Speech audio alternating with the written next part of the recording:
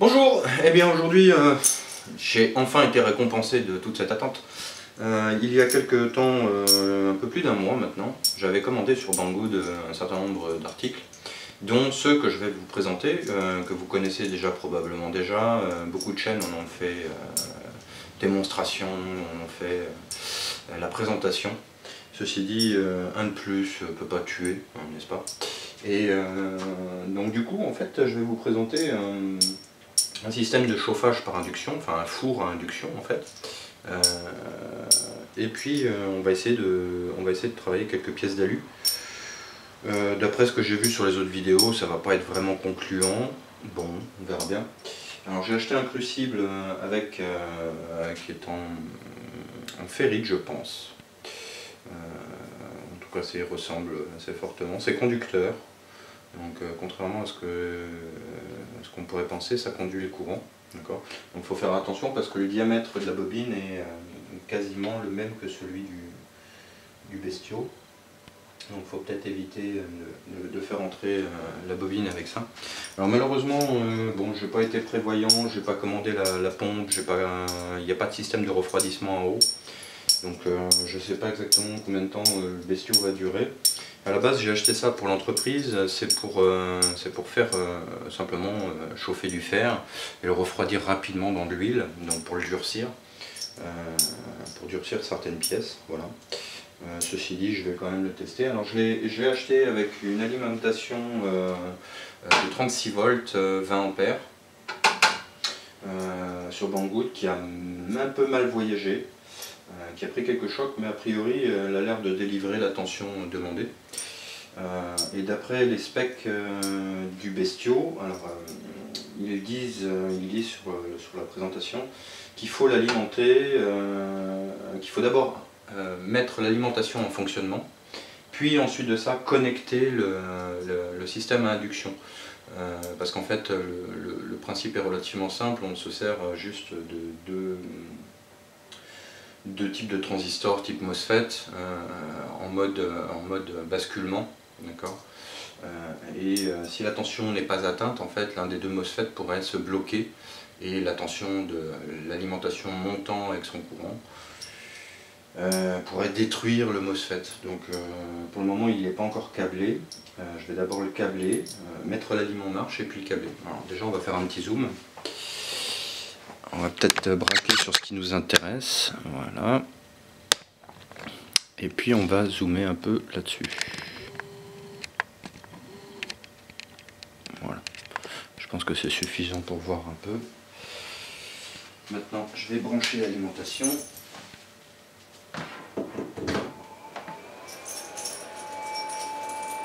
Voilà qui est fait. Alors on va câbler le système. Je suppose que vous ne voyez pas évidemment.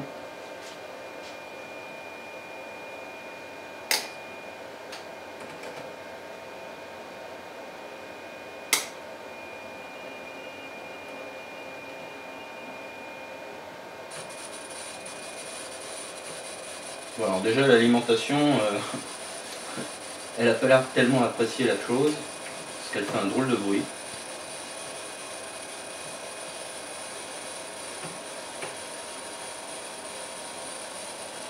Elle fait même un sale bruit en fait. Je vais dézoomer un petit peu, parce que ça va peut-être être rigolo. Voilà. Alors comme vous pouvez l'entendre, elle fait un bruit un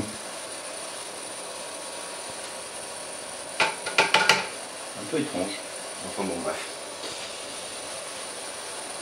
Donc et puis ben, on va mettre nos petits bouts d'alu gentiment.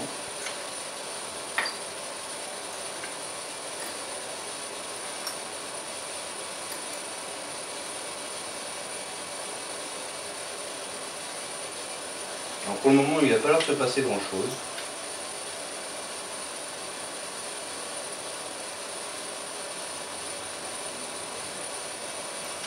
La température atteinte 0. Bon. Alors je crois que c'est une vidéo qui va démontrer un petit peu que les alim vont être gravement merdiques. On va mettre ça quand même.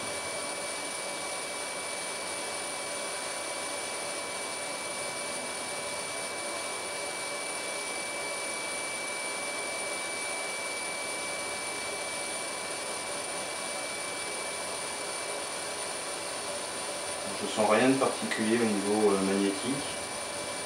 Pas de...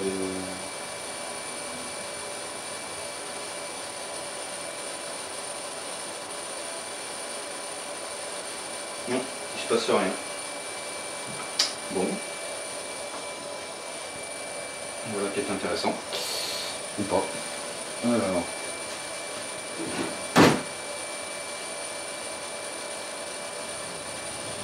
Alors d'après moi, je pense que l'alimentation est fautive. Elle est censée délivrer 20 ampères. Et quand on lui met une charge derrière, eh ben, il ne se passe pas grand chose en fait. Si ce n'est que le ventilateur tourne, mais j'ai pas l'impression qu'il tourne à la bonne vitesse. Enfin bon, ouais. On va attendre un petit peu, on verra bien.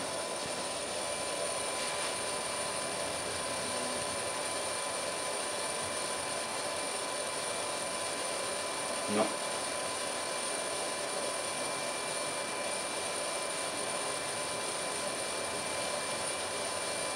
Il ne se passe absolument rien. Bon.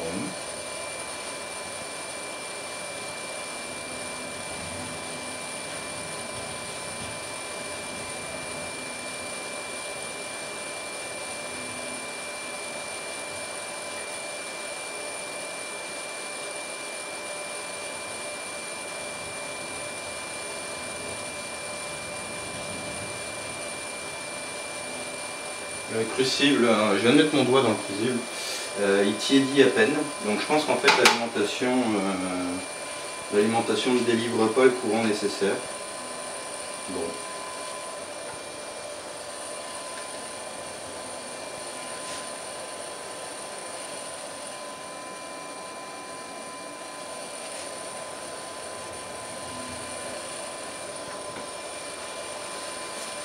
Alors.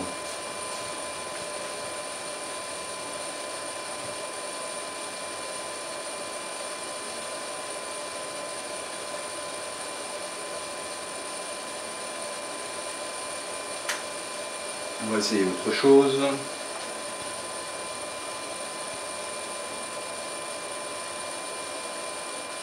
Ça veut bien se dépêcher de démarrer. Ah. Là, l'alimentation a dit stop. Donc déjà, et on voit que ça clignote.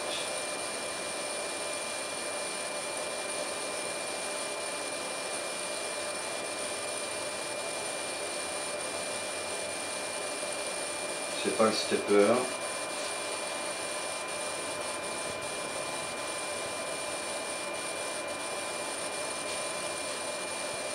Ah ouais.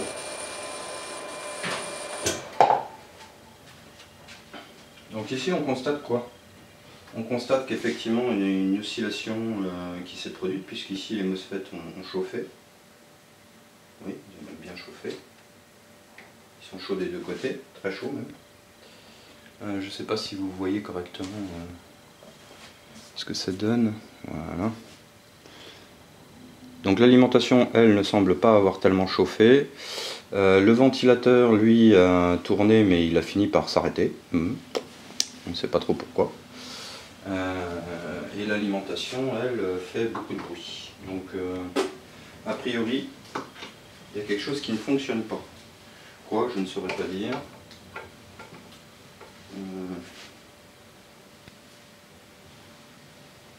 Alors, l'alimentation à l'intérieur, oui, effectivement, il y a une pièce qui semble avoir fortement chauffé.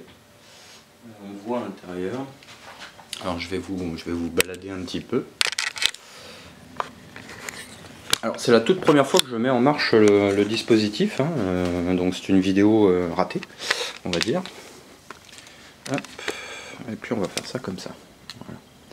Donc quand on regarde à l'intérieur, on s'aperçoit qu'effectivement il y a des éléments qui ont fortement chauffé, on ne sait pas trop ce que c'est. Ici, ça a fortement chauffé également. Voilà. Par contre, ça ne fonctionne pas. Voilà. Alors, le crucible est à peine tiède. On peut voir 31, 20. Voilà. 31 degrés. Les MOSFET sont à 70, 80, 81 degrés. Et à l'intérieur, «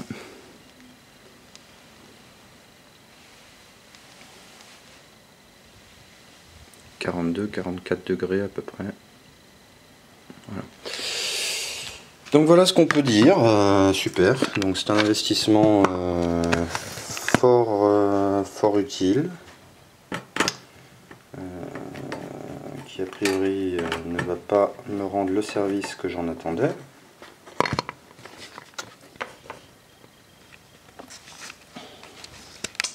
On va prendre un multimètre. Il est où le multimètre? Ah, merde.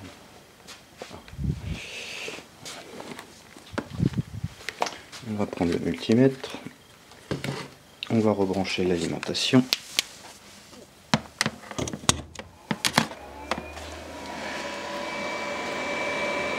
Alors je précise qu'ici c'est donné pour 12 à 48 volts. Alors, je ne sais pas si vous le voyez correctement.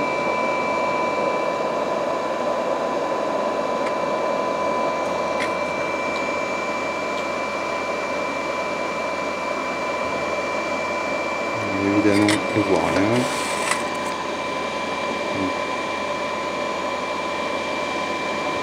Volts. Donc là je l'alimente en 36 volts. Déjà le régulateur de tension pour le ventilateur a décidé de se mettre en arrêt. Ceci dit, il est peut-être pas forcément responsable, je sais pas. Et on va regarder ce qui nous sort, ce que sort la lime.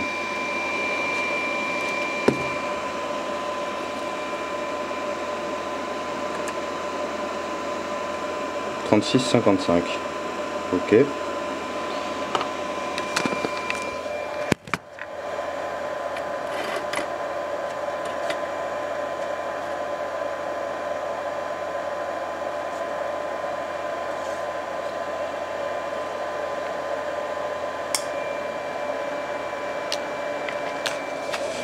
Donc là, le ventilateur se met en marche.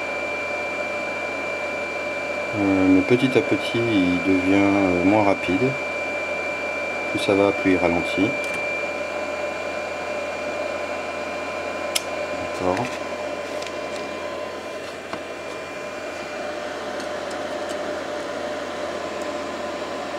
Alors ce qui serait intéressant, c'est de mesurer la tension quand on vient brancher l'alimentation du système. Alors, comment est-ce que je vais faire ça? Hop, on va remettre ça sur le trépied.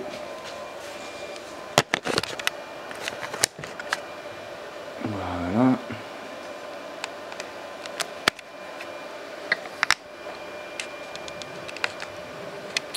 Oups, désolé.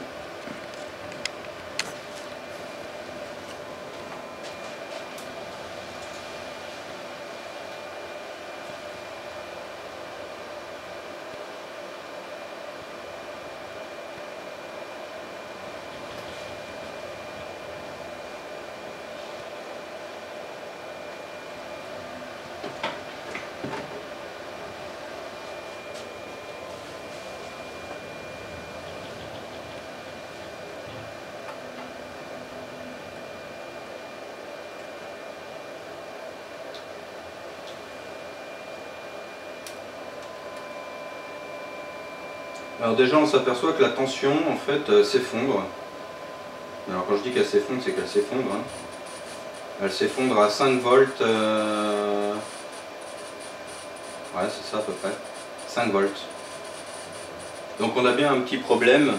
Je pense que le dispositif ici fonctionne. Seulement la tension qui est censée lui arriver en fait s'effondrant. On n'a pas.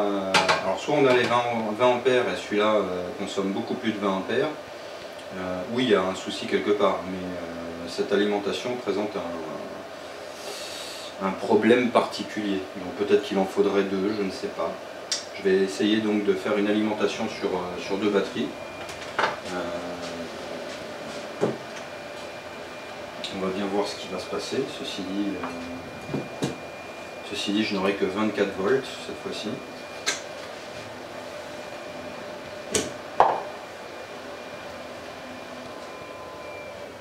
Donc malheureusement sur un tel ampérage, mon ampèremètre ne faisant que jusqu'à 10 ampères, je peux pas mesurer le courant qui circule pour le moment en tout cas, je peux pas mesurer le courant. À la boîte j'ai effectivement un ampèremètre à pince qui lui sera capable de me dire exactement ce que consomme notre ami induction. Ceci dit, pour le moment, j'ai pas... Alors ce qui est très étrange d'ailleurs, c'est que en définitive, qu'il y ait quelque chose ou pas dans le crucible, ouais, ça c'est à peine tiède. On va essayer avec le crucible vide, enfin sans crucible du tout. Voilà. Donc on va remettre le bestiau comme ça.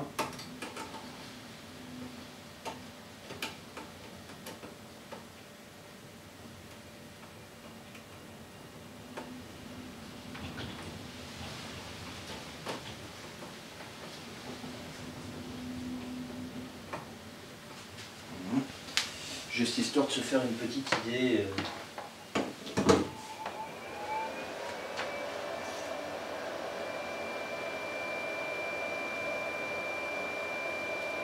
Si le phénomène est le même.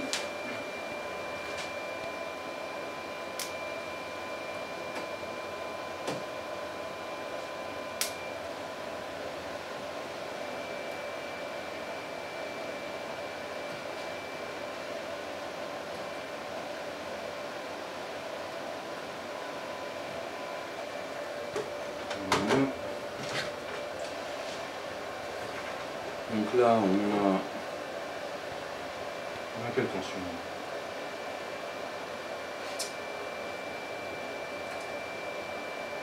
Donc là on a bien nos 36 volts. 36,53, tout se passe bien.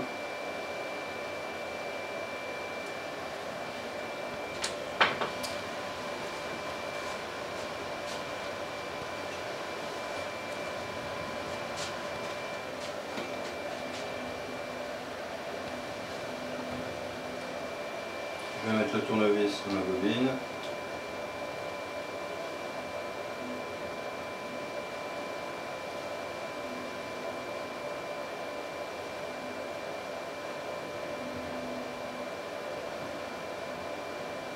Effectivement, on constate que ça a bien chauffé et vite. Donc voilà. Donc l'ensemble fonctionne, ceci dit, on ne peut pas lui demander, on ne peut pas y mettre un crucible pour le moment. Je pense qu'à mon avis, ça tire beaucoup trop d'ampérage. Voilà. Donc je vais aller refroidir ça vite fait.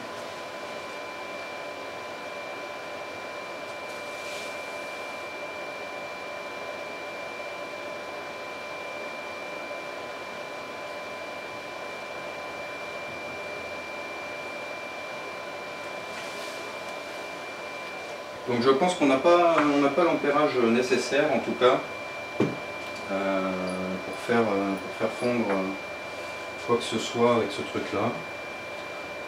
Après il faut voir que les MOSFET, on est à quelle température hein?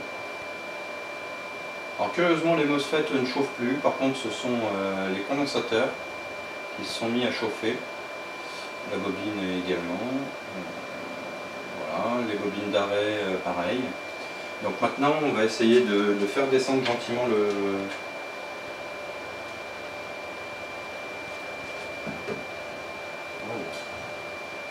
Alors ce qui est surprenant c'est que la bobine elle-même chauffe en fait, ce qui ne devrait pas normalement. Là je suis un peu surpris. Bon. On va essayer d'y mettre un peu d'alu. Juste histoire de dire.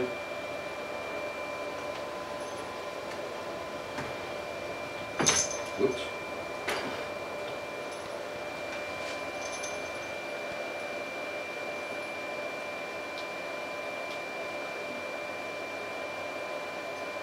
Alors, je ne sais pas si on voit le multimètre.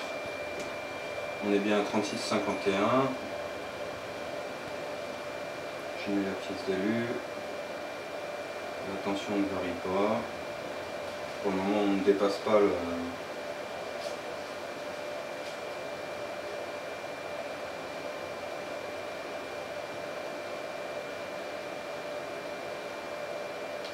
Pour le moment, je ne perçois pas vraiment d'échauffement de la pièce.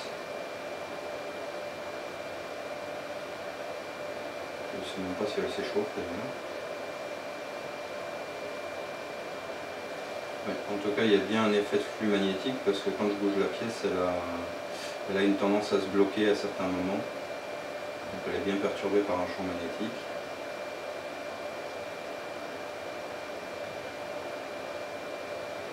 La question c'est est-ce qu'elle a chauffé?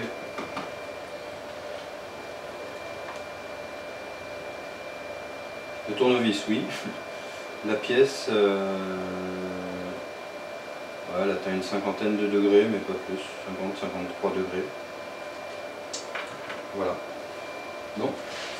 Par contre, la bobine, elle, dégage énormément de chaleur. C'est quelque chose d'impressionnant. Ce qui devrait normalement ne pas se produire d'ailleurs. C'est assez perturbant, je trouve. Il me semblait que les systèmes à induction, la bobine ne chauffait pas. Bon, a priori, elle chauffe autant que le reste. D'ailleurs, pour donner un petit exemple, là je sens la chaleur de la bobine d'ici, elle est à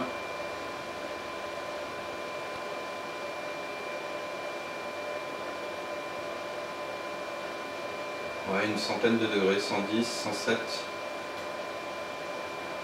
ouais, 100, 110 degrés. Les condensateurs sont à 40 et quelques. Les MOSFET, eux, ils sont descendus en température, ils ne bronchent plus. Les bobines d'arrêt, elles, par contre, sont montées à 40, une quarantaine de degrés. Bon, je sais pas, il y a des trucs là, il va falloir que je comprenne un petit peu. Mais en tout cas, une chose est sûre, c'est que la lime ne délivre pas le courant nécessaire, en tout cas au bon fonctionnement du dispositif. Donc 20 ampères, c'est vraiment trop léger. On voit qu'elle est en souffrance et qu'elle dit stop au bout d'un moment. Enfin, elle s'effondre complètement à partir du moment où on y met un crucible dedans, à plus forte raison quand il y a de la matière dedans. Donc là, je suppose que si je fais ça,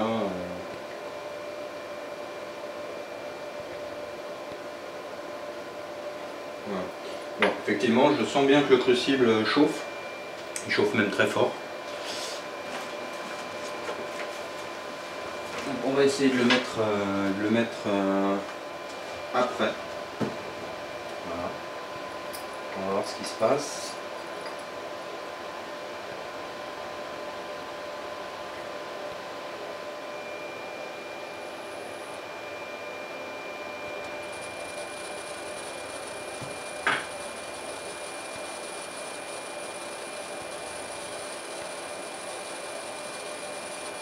Voilà.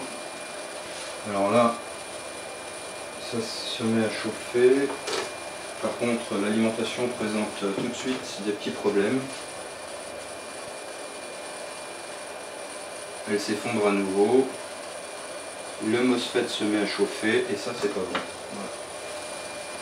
Voilà. Donc là, la tension s'est effondrée à 5 volts. 5 volts et quelques. Et puis, voilà. Alors, effectivement, le crucible est monté en température. On est à 110 degrés. On est loin de faire fondre de l'alu.